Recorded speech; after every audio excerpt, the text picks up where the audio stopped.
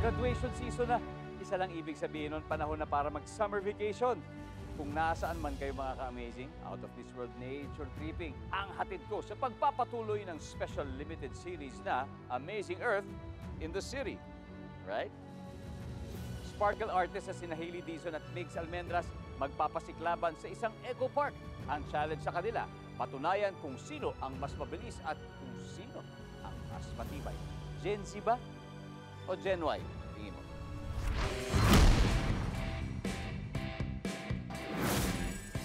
Dalawa sila sa Rising Sparkle Stars ng Kapuso Network. Pareho silang walang inuurungan.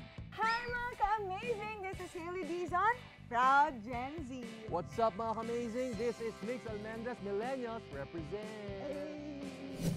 Ang tanong, sino ang mas amazing kung paghaharapin sila sa isang obstacle challenge?